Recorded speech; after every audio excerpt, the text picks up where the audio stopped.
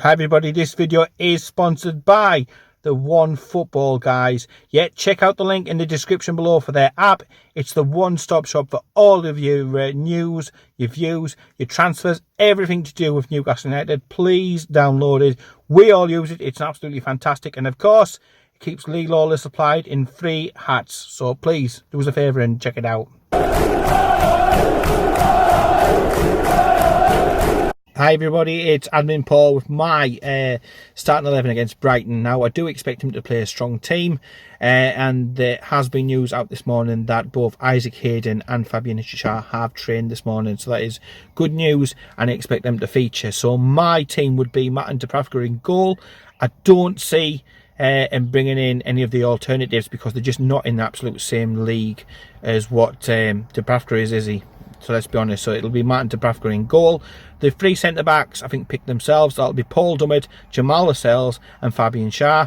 You know, they've complemented each other so well, and they've been an absolute rock for us recently, so I think they'll get another run out as a free.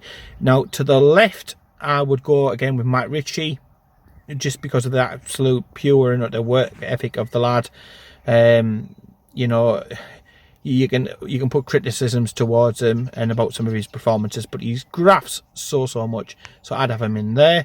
On the other side, I would make a change here and I would personally bring in DeAndre Yedlin, and the reason for this is twofold. One, Manquillo is shite. I'm sorry, he's been alright the last few games, but he is shite. He's just absolutely a typical Ashley signing, just done on as cheap of a deal as possible. This is a position that needs to be addressed in the summer. It's not good enough. I would bring in DeAndre Yedlin, and the reason for that, apart from Manquillo being as absolute wank as he is I would like to see Yedlin in for his pace. Brighton play very compact, very narrow.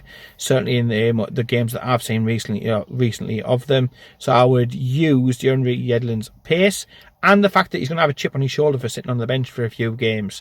He's got to channel that into a positive, performance, and I think he will, because whether he's trying to show it to Rafa or potentially another club, another suitor, who knows? But he needs a good performance.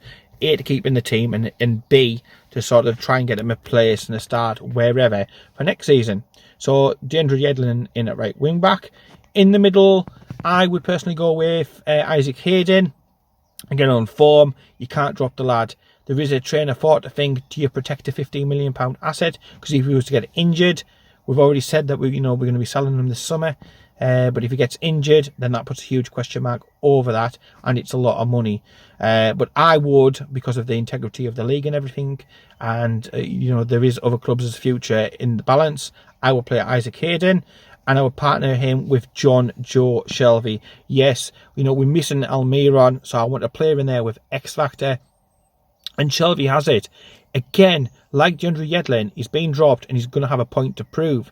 So, if you can channel that into a positive performance to show Rafa or, whoever is going to be in charge of us next season, or whichever club may come in for him, I think it can only be a good thing for Newcastle for this, game and performance. If he comes in, the chances are he's going to have a good performance and a good effect on the game, and that's going to help us hopefully claim the 3 points. In front of him, Perez, he picks himself, doesn't he?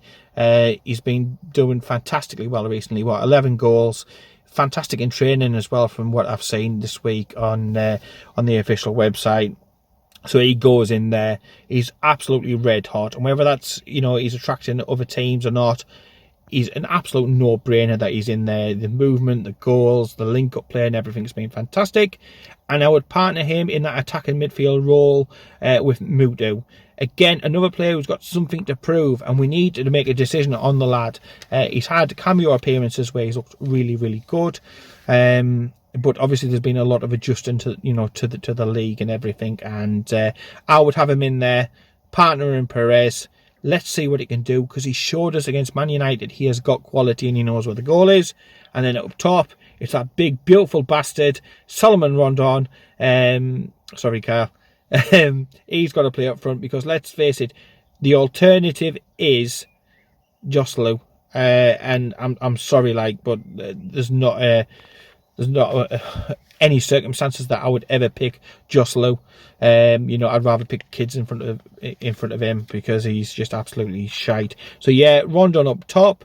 The big question mark, which comes around Rafa's team that he'll pick, I think will come in the centre of midfield. I think he's going to want to get Diame starting because he wants to trigger this automatic at least 1 year contract extension. He's got to play in 2 of the remaining games. I've got a feeling he may do it. He may put Diame and Hayden together. I hope he doesn't, because it fills me with a little bit of trepidation, them two playing together. You know, they're not bad players by themselves, but the combination just doesn't work, does it? Let's be honest, you know, it's like airline and food, isn't it? Just things that shouldn't go together. Country and music, things are all right by themselves, but when you combine them, it's just, you know, it can be just absolutely horseshit. So I'm just hoping it doesn't, it's, you know, really workmanlike and stuff, and I can see it. I can see that being the starting two. But it wouldn't be anything I would go with. I'd go with Shelvey. I'd want to be on the front foot because these, I've got absolutely no confidence. And then they were just literally right at the end in the last match, kicked squarely between the nuts.